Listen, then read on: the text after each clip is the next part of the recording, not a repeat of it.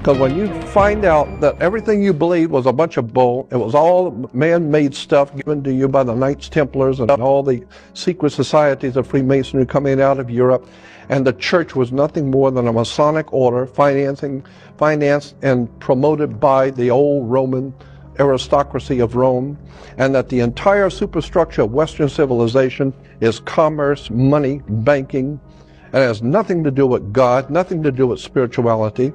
Moses was into mushrooms and volcanoes. So I'm just saying we need to wake up and start doing some research on what is life. Where did we come from? What is God? Because if we don't, the whole human race is going to be raped. We are seeing it today. We are nothing more than a human resource. That's all we are. And we need to wake up and take back our spirituality, and you're never going to do it if you're hanging around in churches and synagogues and mosques. That's not where the truth is. The truth is like they said on television, the truth's out there. I want you to understand, I am not criticizing spirituality of God. I'm criticizing corporate religions. I think I've had enough of it. Thank you. The Matrix and the Forbidden Knowledge volumes, 1 to 5, all 1,200 pages, teaching you mind-blowing symbolism and how the system works. Click the link in bio when you are ready. On sale now for just $19.99.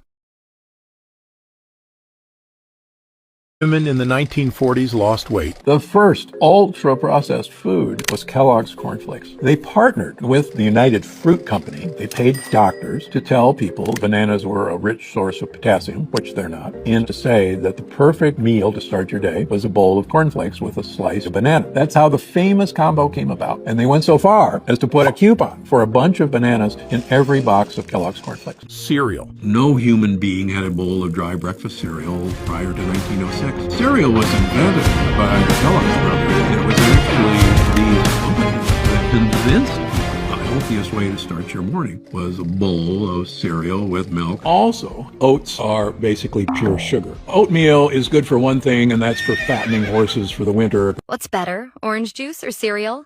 Neither. Before the 1920s, nobody drank orange juice. People ate oranges instead. But in the 1920s, Sunkist saw a business opportunity. They started marketing orange juice as a daily health drink. And they convinced people the healthiest way to start their day was a full glass of orange juice. Even doctors were recruited to push the benefits of vitamin C. And the public bought it. Remember, breakfast is break fast. Lots of human and animal studies have shown the longer you delay eating breakfast, the more ketones and weight loss you will achieve. Well, Byrd, you've been to both the North Pole and the South Pole. Is there any unexplored land left on this earth that might appeal to adventurous young Americans? Yes, there is. And not up around the North Pole, because it's getting crowded up there now, because they find out it's really usable, not only to live in, but militarily. But strangely enough, there's left in the world today an area as big as the United States that's never been seen by a human being. And that's beyond the pole, on the other side of the South Pole, from Middle America. And I think it's quite astonishing that there should be an area as big as that unexplored. This is a tremendous So challenge. there's a lot of adventure left down at the bottom of the world. You didn't know that you didn't know, part 9. 75% of the mass of a human brain is made up of a substance called myelin. And myelin is made up 100% by cholesterol. I'll leave it there. On a separate and completely unrelated subject, Alzheimer's disease is a neurodegenerative brain disease which destroys brain cells. Now, Alzheimer's never existed until 1979, and yet now it is one of the leading causes of death in Western societies. On a separate and completely unrelated subject, margarine was first invented in 1869.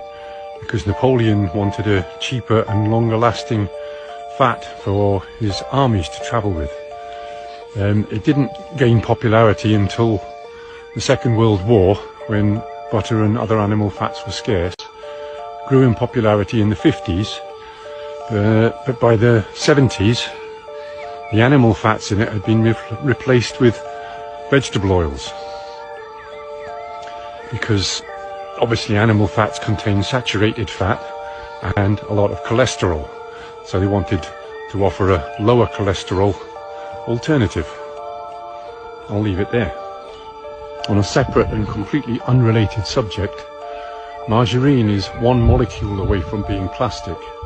Now, as any chemist will tell you, one molecule can make a huge difference to the finished compound.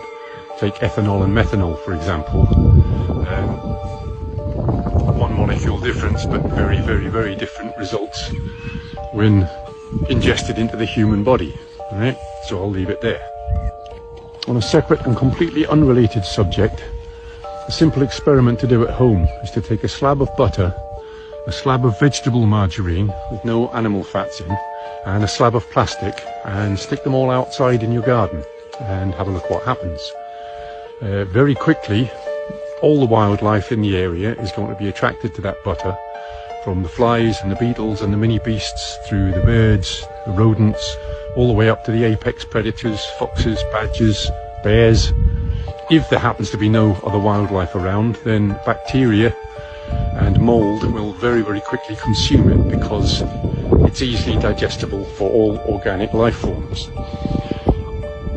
The margarine and the plastic will sit there for weeks. Nothing in nature